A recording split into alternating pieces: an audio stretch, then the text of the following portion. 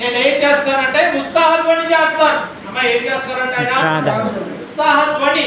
ఇంకా కింద మాట ఏమంటున్నాడంటే నేను పాడగను యెహోవాను గూర్చి స్తుతిగానము చేసేదను. దేవునికి స్తోత్రం. హల్లెలూయా. ఇప్పుడు ప్రశ్న, గుడారం అంటే ఏంటి అమ్మా? గుడారం అంటే ఏంటి? ఇక్కడ దావీదు గారు ఏమంటున్నారంటే ఆయన గుడారము. ఎవరి గుడారం అది? అంటే దేవుని గుడారం. అంటే దేవుని మందిరంలో నేను ఏం చేస్తానంటే ఆయనను స్తుతిస్తాను. దేవునికి స్తోత్రం. ఉత్సాహగానము. అమ్మా ఏ గానం అంటే అది? ఉత్సాహగానం. అంటే ఎప్పుడు వస్తుంది అంటే అది సంతోషంతో ఉన్నప్పుడు వస్తుంది. అంటే ఇప్పుడు కూడా మన మందిరానికి వచ్చినప్పుడు మన హృదయం ఎలా నింపబడాలంటే ఉత్సాహంతో నింపబడాలి. దేవునికి స్తోత్రం. నీరసంగా మనం ఇక్కడికి వచ్చామనుకోండి, ఏ గానం వస్తుంది? ఏ గానం వస్తుంది? నీరసగానమే వస్తుంది. ఏడుస్తూ వచ్చామనుకోండి, ఏ గానం వస్తుంది అంటే విలాప గానాలు వస్తాయి. అవునా కదా?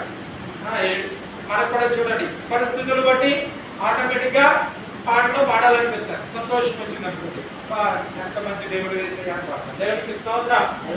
ఏదైనా బాధ వచ్చింది అనుకో, ఎన్ని తలొచ్చినా ఏది అడిగినా జరిగేది కొంతమంది చూడండి దేవుడి పాటలు మానేసి వాళ్ళకి నచ్చే పాటలు పాడతారు. పిల్లలకి ఏదైనా ఆనందం వచ్చింది అనుకోండి, వెంటనే ఏదో పాట పాడేసుకుంటారు. కానీ దేవుని మందిరంలో దావీదు ఏమంటున్నాడు అంటే నీ గుడారంలో నేను ఏం చేస్తానంటే ఉత్సాహగానం చేస్తానంటున్నాడు. దేవునికి స్తోత్రం. హల్లెలూయా. ఇక్కడ ప్రాముఖ్యంగా ఒకటి జ్ఞాపకం చేసుకోవాలి. దేవుని సన్నిధిలో మనం ఏం చేయాలంటే ఆయనను స్తుతించాలి. కింద అంటున్నాడు కదా నేను పాడేదను యెహోవాను గురించి గానము చేసేదను. దేవునికి స్తోత్రం. హల్లెలూయా. పాటలు పాడటం నేర్చుకోవాలి. ఇంకా చాలా మంది ఈ రోజు పాటలు పాడగలరు. ఎవరు రాలా? ఎవరు పాడుకుంటారంటే నేనే పాడుకున్నా పాట. దయసాయి గారు పాట పాడారు. మా బుద్ధి బాగా పాడుతుంది మంచిగా. మరి పాట పాడమంటే నేను పాడలేను. పాటలు పాడాలి. దేవుని సన్నిధిలో మనం ఏం చేయాలంటే ఆయనను స్తుతించాలి, గానం చేయాలి. ఆయనలో మనం ఏం చేయాలంటే ఆనందించాలి. ఇప్పుడు నా విషయ భాగం ఏంటంటే కొన్ని విషయాలు గుడారం గురించి నేర్చుకుందాం. అమ్మ ఏంటి గుడారం? గుడారం అంటే ఏంటి అమ్మ? గుడారం అంటే ఏంటి?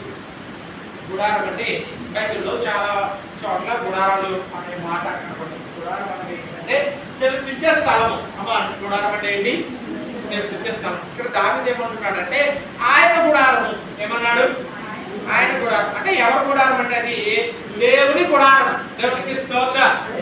ఇంకా అందరికీ తెలుసు దేవుడు ఇశ్రాయేలు ప్రజలను ఐగుప్తు దేశం నుండి కానాను దేశానికి నడిపిస్తానన్నప్పుడు వాళ్ళు ఏం చేస్తారంటే అరణ్యంలో ప్రయాణం చేసేవారు. వారి ప్రయాణం ఏంటంటే పగలంతా ప్రయాణం చేసేవారు, నైట్ ఏం చేసేవారు అంటే గుడారం వేసుకుని అందులో నివసించేవారు. దేవునికి స్తోత్రం. హల్లెలూయా.